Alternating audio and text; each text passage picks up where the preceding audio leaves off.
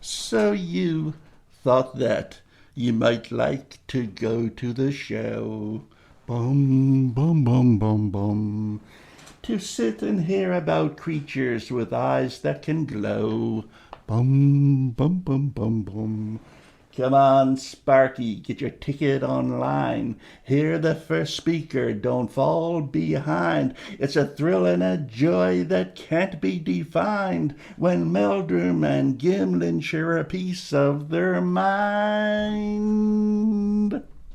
My apologies to Pink Floyd and everybody who was born with a set of ears on their head. Step right up, it's conference time. Sasquatch didn't die. We got him out back in a freezer chest. I swear to the man in the sky. Come pay to hear Mr. Gimlin talk in his soft cowboy refrain. And if you need an indigenous slant, we also have Kathy Strain. Step right up, it's conference time. We have t-shirts and castings galore. Do you want a unique patty print? Will that be 5 toes, oops, or 4? Step right up, it's conference time. We got DVDs galore. They're privately made at a kitchen table, not available in any store. Step right up, it's conference time. There's John Green cards by the deck. We have St. Dehinden shower curtains, and yes, ma'am, we take credit cards or check. Step right up, it's conference time. Come meet friends new and old. We do offer discounts for seniors, and we will not be undersold. Step right up, it's conference time. Bigfoot answers our need. You want a piece of the legend? Me? I got mouths to feed. Step right up, it's conference time. Step right up, it's conference time. Come inside, come inside. Hey you, come inside.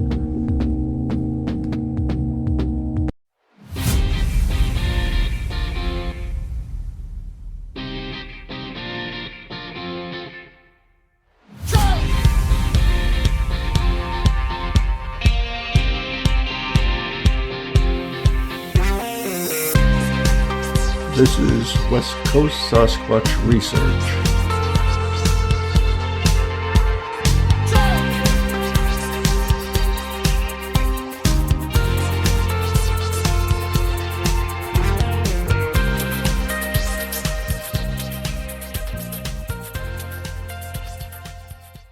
Well, just before I came here, before we get into this, I spent the afternoon looking on YouTube. And man, 95% garbage, absolute garbage. They really need to do some house cleaning there.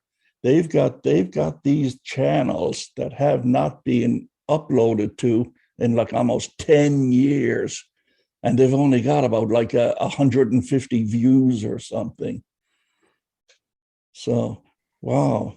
They should have something, in my opinion, like a 1 year. If you don't upload something within 1 year, they cancel your channel or whatever. It makes it so hard to find anything of interest when you got to go through all of those. Well, supposedly their algorithms look after that, like, and base it upon comments, likes, and recent.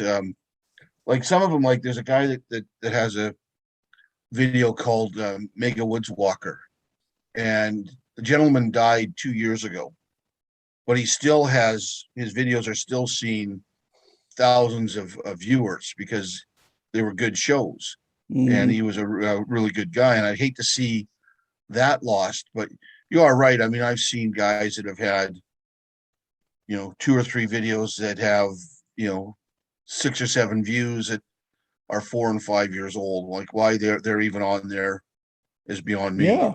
Yeah, because it makes it so hard to wade your way through them to find something good. There's so many of them. Well, it's like you said, Bill, I thought it was always dependent on the public response to them. If there's no response, after a while, they get taken down. Well, they just become lower on the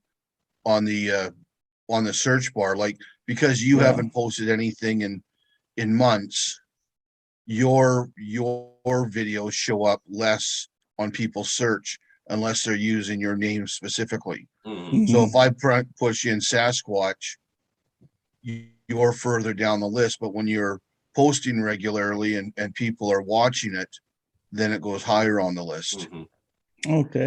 Okay. That still doesn't explain why some people watch what they do. Ooh, makes me cringe. But anyway, okay, that's the pet peeve about YouTube, which this is going to be appearing on. Maybe this will be my last podcast. Who knows? We'll see. So the subject is going to be conferencing. And the question to be asked is it a money grab, or did it start out as something more noble in the beginning? And so today I have the Book Boss crew united once more, presenting the highly intelligent skeptic, the one and only Bill Reed. How are you doing, Bill? Oh, pretty good. How you doing, my friend? Excellent. Now that we're together again, let the good times roll. Plus, the die-hard intrepid researcher, none other than Thomas Steenberg. How are you, Thomas? I'm doing fine, my friend. I'm doing fine. Excellent. And then there's myself, the insightful guy, also known as Mr. Big Mouth, because that's what I do best around here. I got my genius skeptic. I got my dauntless researcher, and I just flap my gums. That's all. Anyway, let's get on to it. Okay. Now, if I recall, I did a little bit of research and I found out that the first convention was done in the early 60s, before Patterson Gimlin even appeared on the scene. Well, that's obvious because, look, this month, October, is going to be Willow Creek's 60th symposium. So they've been doing this since 1960 sometime, you know. What do you figure, Thomas? What's the difference between what they were doing in the 60s compared to what they're doing now? Well, what did you find out? As far as I knew, the first real serious conference was 1978, the University of British Columbia. Well, then how come Willow Creek is celebrating its 60th year with their sort of talking about Sasquatch Days agenda? I think you're talking about their Bigfoot Day celebration. So it's kind of their equivalent of what we do up in symposium. Of what you're talking about was in 1978, University of BC. What was going on? What you're referring to in Willow Creek was their Bigfoot Day celebration that they started off. That started up not long after 1958 when the term Bigfoot was coined. Yeah, well, yeah, true. But I think I'm coming from it as more of an aspect of they've been doing this for many decades, this kind of come and lay your money down kind of stuff, you know, not in the same scale that they're doing it these days. I mean, it has been around. Yeah, I think Willow Creek back then just had thought, hey, we got something new, unique in our ability, and we're going to do something different than Timbuktu and their cow chip tossing days or corn festival days here or something like that. They called it Bigfoot Days, and that's what they've had it every year since. Except I think it had been canceled the last few years because of COVID. But yeah. So what do you think is the best thing about today's conventions? Hey, from an audience viewpoint, or has it gone downhill? Good thing about them is they're good social events. You can meet people of like mind and meet people of very strange minds all in one gathering. But they really absolutely serve real other little purpose, in my opinion, other than making money for the organizers. So what's the best thing about today's convention? Is there anything best about it at all? Or is it just generally gone downhill all around? Is it still worthwhile going to? Does it have anything to offer? To the layman who would like to attend and learn a little bit, perhaps, but to someone like myself, no. They've actually they're a waste of time, quite frankly, in my opinion. Yeah. So if you've attended one, you've attended all. Basically, yes. Yeah. Because if you want to spend money and travel all the way here and there to attend these conferences to hear the same speakers and hear the same talks that you heard 5 years before, all the power to you. And you will meet a lot of interesting people of like-mindedness, and you'll meet a lot of weird people. And other than that, to me, then maybe I'm just jealous because I haven't been asked to go to one. Yeah, that could be. That could be. Maybe. Yeah, I haven't been asked to go to one since 2019, but again, the border's closed.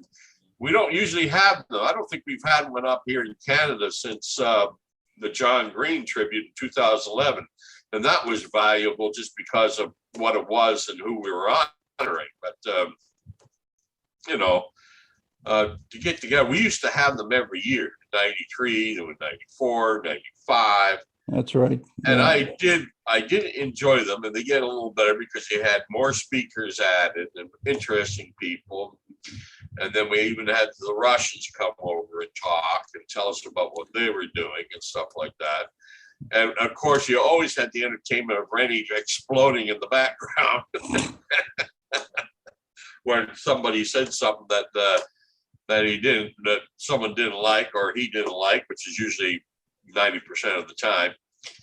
And here we go again. Matter of fact, when they used to plan these things, they used to say one of the things they had to take into account was the Rennie to Hinden factor, because you knew when Cranch spoke or somebody spoke that was going to hit a soft spot to him, he was going to explode. And but people didn't realize, people actually thought that was entertaining for the most part. Yeah, I thought it was entertaining. Yeah, it probably was. No, I can understand what you're saying. I mean, they seem to go by the same formula since 2000. Yeah, that you go there and Bob's going to be there. He's going to talk about the film. Yamarone's going to play some Sasquatch songs as only the Yammer can. Meldrum's going to get up and do a speech, and then after that, you got a whole bunch of TV personalities who have real time shows that they want to flog. I think today it seems to come out more as Comic-Con than Sasquatch convention. Well, basically, the conferences are all the same. There's just the subject matter that's different, right? You got your Sasquatch conference are no different, like you said, than Comic-Con and other get-togethers for other topics. Like I believe the UFO field has annual symposiums and stuff here, there, and everywhere. They're blending them together now. I think the most annoying thing about these conferences, there are just too many of them too often now. Before COVID hit, I believe 2019, there were 100 of those conferences in the States alone. 100 before COVID took over. There was something you look forward to, whether it was once every 3 years or 4 years or something like that. But now, holy God, you go on it. Oh, there's one in Upper New York. Oh, there's one a week later in Northern California. Oh, there's another one in Texas. Yeah, but did you ever look at the advertisement? Who's going to be there? There's a guy in Virginia going to have one this weekend or something. You got one guy who's reported sightings, and the rest is all vendors. And that's what the weekend's all about. I mean, the last one I went to was down in Bellingham, which you attended as well. And that was I think I just wrote in on the press because that was a good one, probably the last good one, barring the summit, John Green Summit. But that was the last good one because I mean they had Meldrum there, they had the Yammer playing his Sasquatch songs. They had Meldrum. They had who else? Binder Nagel. He did a presentation. It was really quite informative listening to those guys talk. Yeah, and of course, Chris Murphy put on a big presentation with the Patterson Gimlin and everything. It was quite enjoyable. It was the most relevant thing I've ever been to in 20 years on the subject. Yeah, and the one in Yakima wasn't too bad because that was basically the opening of the traveling exhibit down there that Chris Murphy and I helped him put it together. That's been traveling across the country since 2004. It's now in New York, I believe. Yeah. And So did you ever bother with any of those conferences or anything like that, Bill? Yeah, I'm gonna run back.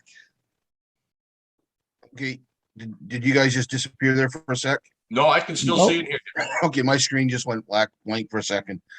I'm gonna roll back a bit, sort of to the beginning questions before I lead up to it. Sure. You know, first off, I think when we look at conferences, I got 4 points to make. I think first off, we have to differentiate between festival-like events like Sasquatch Days in Harrison, Yep. or what they may have had down in Bluff Creek. Those really aren't conferences. Those are more of a tourism, taking a theme to have a festival of some sort. So like Sasquatch Days here in Harrison, yeah, you might have, Thomas with a little display, but really it's not about a Sasquatch education or Sasquatch conference. It's just a theme for a festival. So I think we got to differentiate and pull them out. And then you look at the other types of conferences. Historically, we've basically had two different types.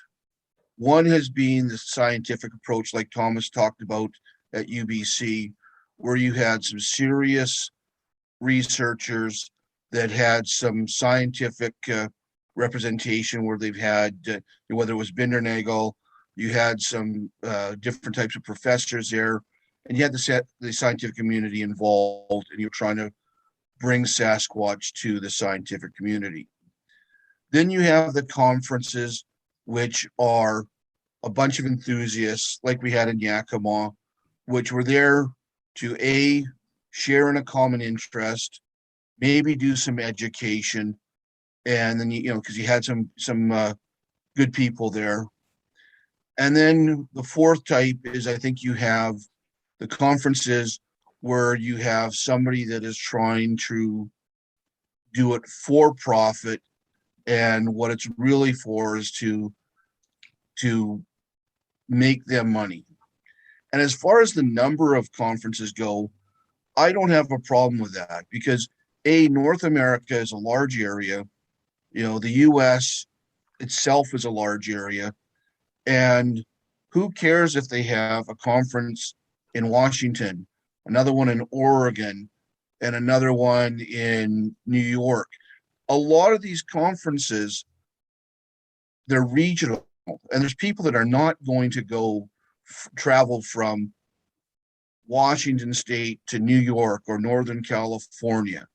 Now, there are presenters such as, as Bob and Jeff, that they'll go to all these conferences because, yeah, it's a profit center for them. But even if they're saying the same things, a lot of times they're reaching audiences that are regional audience. I mean, Thomas, you've spoke at small gatherings and that for people that are interested in Sasquatch, but they're not going to spend the hundreds or thousands of dollars to fly or drive long distances. Yeah, good point. Good point. So, I mean, yeah, really the numbers where I personally have a problem, and even that I don't have a huge problem, because at the end of the day, if somebody wants to make a profit on something, if they're being truthful on their motives, then who cares? You've spent 40 years researching Sasquatch, Thomas. You've chosen not to profit on it, and you've probably spent tens of thousands of dollars out of your own pocket to subsidize your research. If somebody else wants to say, I'm taking my research and I'm going to make a profit on it, and somebody else is willing to hand over the money to allow that, what's the issue? Yeah, good as long point. as you're being truthful. The ones that I get are the charlatans and the liars. Like, we attended one event that was full of charlatans and liars. I have a problem with that, because even on that conference, what they advertised was not what they delivered, and that's where the problem lies. If you're into the woo and you want to have a conference with the woo, and you're honest about it, we're bringing in these type of people, who are you or I to say you shouldn't do that? But if you're saying we're a scientific research-based conference, and then you get there and it's all about infrasound and mind speak and dimensional portals, well, then you've been sold a bill of goods. But this whole thing with, too many conferences, like myself, when you and I went to the Yakima conference, that's about as far as I would travel for a conference. And, I only have a limited number of holidays a year. I'm not going to take, 3 weeks holidays a year and go to 4 different conferences all over North America. No, I mean, you made excellent points, Bill. Excellent points, all in a row. But, it's just the entire tone of what conferences are like these days compared to the ones that the few that I went to. Now they're just mass marketing, hawking, the vendors are there just to hawk their wares and whatnot. You don't really have anybody of note speaking unless you can get your hands on Meldrum or Bob, and that's about it. But I don't know. Yeah, I guess it's a victimless crime. I consider it a crime, what they sell and what they charge for it. But I guess it's a victimless crime, yeah. It is not as bad as what you just mentioned about somebody who's going to be purporting that it's going to be about this. You got to listen to it. And then when you get there, you find out you've been sold a bill of goods, That's the content. That's not the sale of items and whatnot. Yeah, it's like when we were down, when Thomas and I were in the Yakima conference, which I found great because it was the first and only big conference I was at. I mean, there was a lady that was selling rocks that she claimed were thrown by Sasquatch.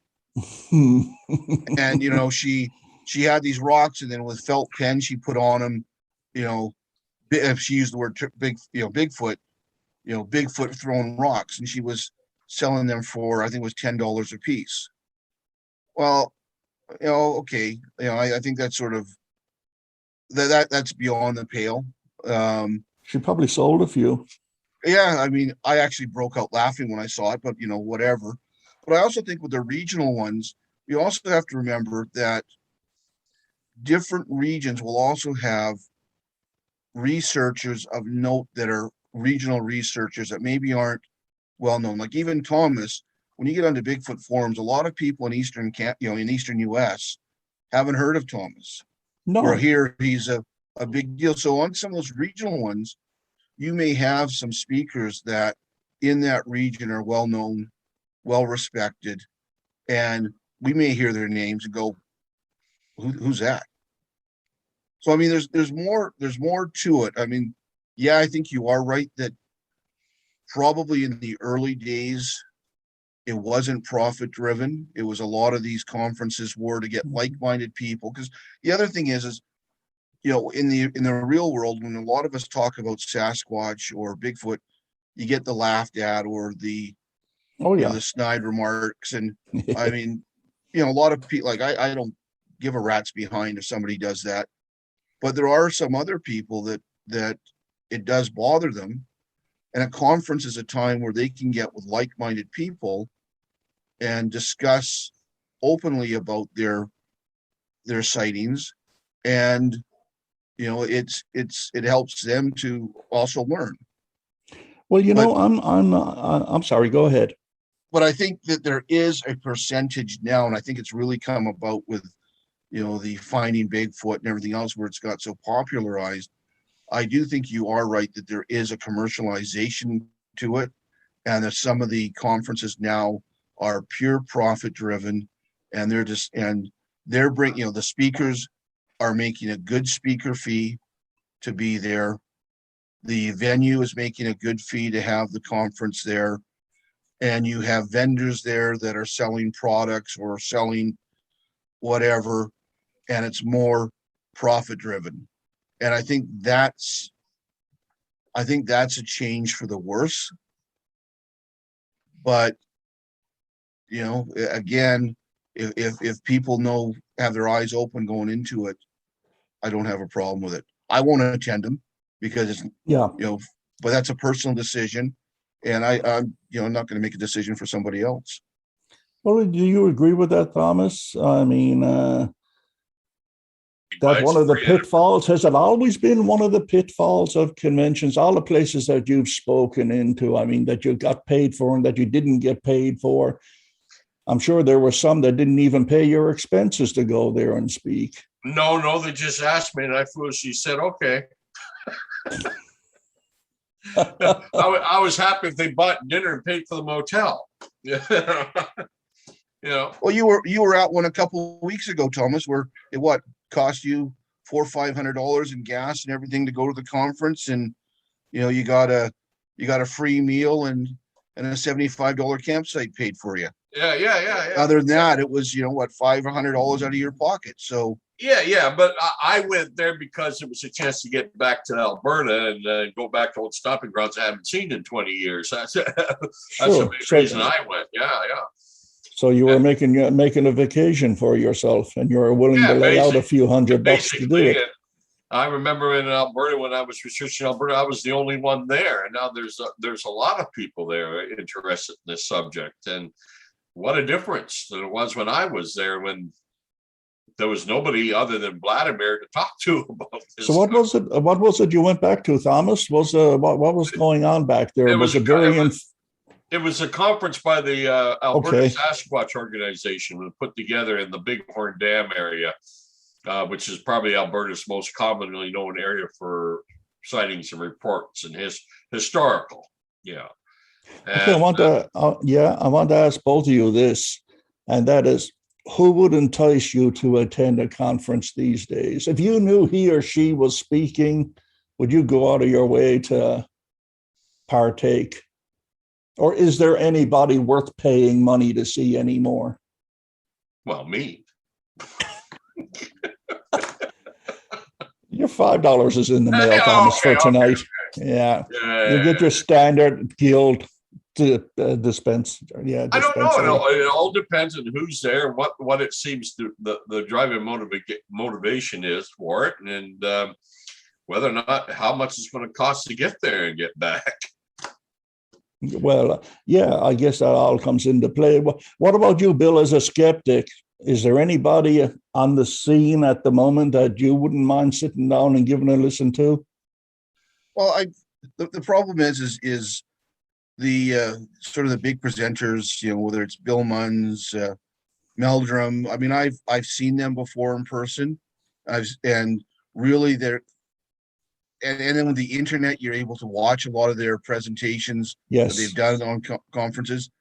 And I don't see a lot of change in what they're saying. I mean, there's a few updates, but to me, if they were local and the costs weren't too high, yeah, I'd go and see them. But I haven't, and maybe this is part of the problem we have in the Sasquatch world, is there's been no major advances in 50 years. I mean, there's only so much to talk about. Exactly. And yeah, Meldrum, 30 years ago, started with his footprints and all that. But again, the science for that really hasn't changed.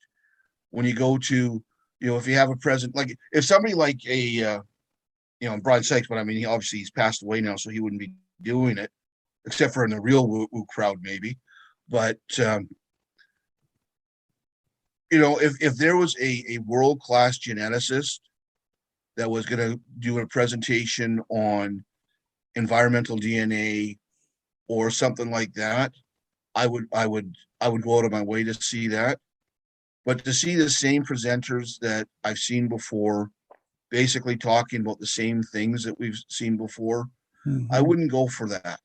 I might, if I was to go to a conference that was fairly local, it'd be more to because of the various people I knew that were going there, and it would be an opportunity to reconnect with them and have dinner with them, that sort of thing. Oh yeah, sure. We And all have friends in this, yes. So Thomas, how does it work with these conferences when it comes to flogging your books?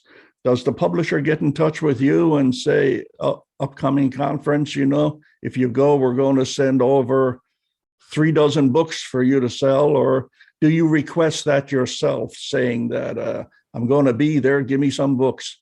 I could, and it's happened, but I don't. I personally, I don't want to sit behind a table and sell things, so I don't do that.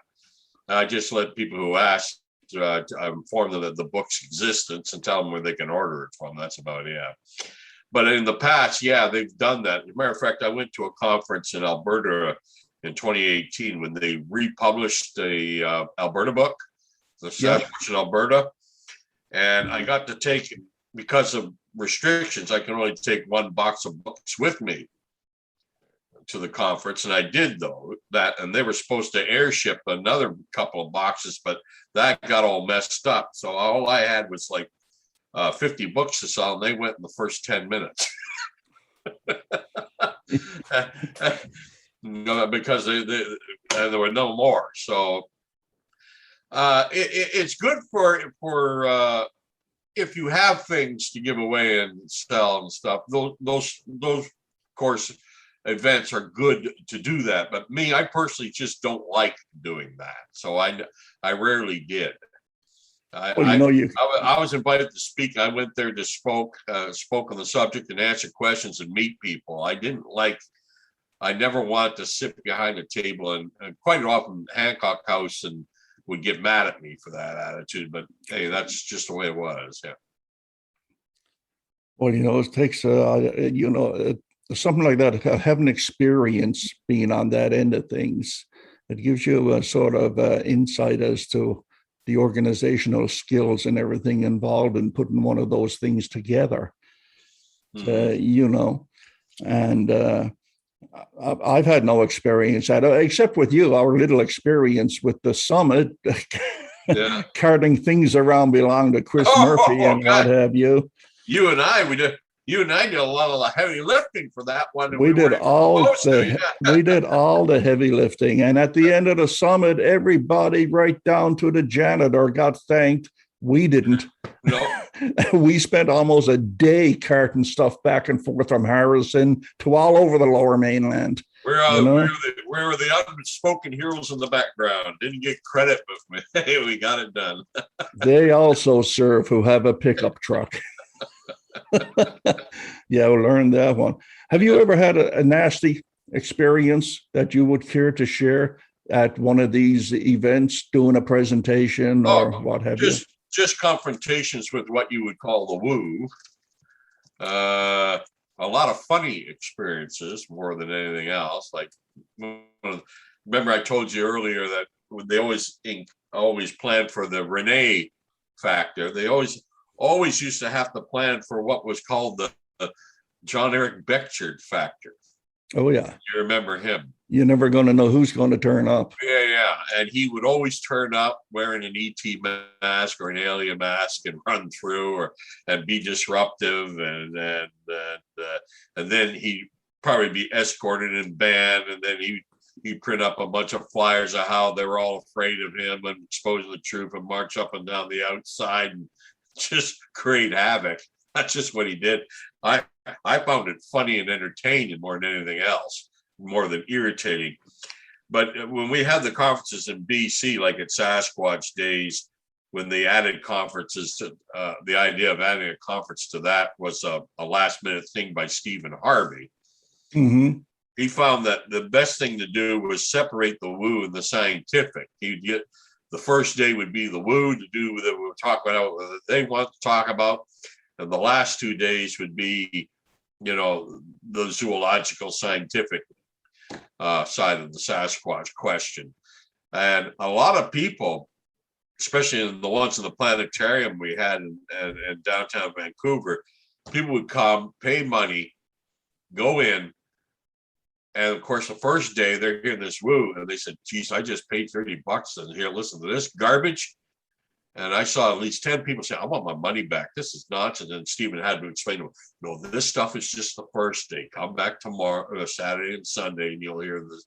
In the main auditorium, you'll hear the scientific and zoological speakers, and I'm glad to comment on that way. But you always had to try to separate them. You know what I mean? Like you didn't God. You didn't want Bob Gimlin talking and then throw someone like Biscardi or Beckshard or in, and then have me after that. I mean, that was just chaos. Yeah. What do you think about making a buck from this stuff, eh? People not just the tours, but I mean, people who have websites and ask for donations to keep the website going and everything, Free market system. If you want to make a buck out of this, I really have no problem with that. What I have a problem with is like what Bill said earlier, is when you advertise it for one thing and deliver something else, then it's a problem. Or like our good friend, the bear guide, that is if he's not intentionally misleading people, then he's way out there. When you are using smear tactics and controversy to attack other people in order to gain viewership and monetary reward, I've got no use for that. I mean, and I'll be frank with you, Jerry. There's myself and another guy that I don't know if you've met. I think you've met JC, but we've been after Thomas for at least a decade to try to take his research and make some money on it. And it's simply for, Thomas has spent tens of thousands of dollars of his own money researching, and all the hours he spent. And Thomas is unique in the fact that and I think there's a few others out there, but he freely disseminates his knowledge to anybody willing to listen. And we've said and we have a joke with Thomas that we're going to make the Thomas Steenberg Memorial Museum when he's gone, because he's got so much information and so much stuff that we think is valuable. And he's chosen, and I'm not going to knock him for it. He's chosen to basically be a not-for-profit person and disseminate his knowledge freely. And I respect that, but I also can see where somebody that says, I've spent tens of thousands of dollars over the years researching, I want to make some money back off of it. I mean, okay, dear listener, that about wraps it up for now. My name is Jerry Matthews. You can reach me at yellowcoyote@talus.net. Thank you for your interest, and until the next time, keep searching.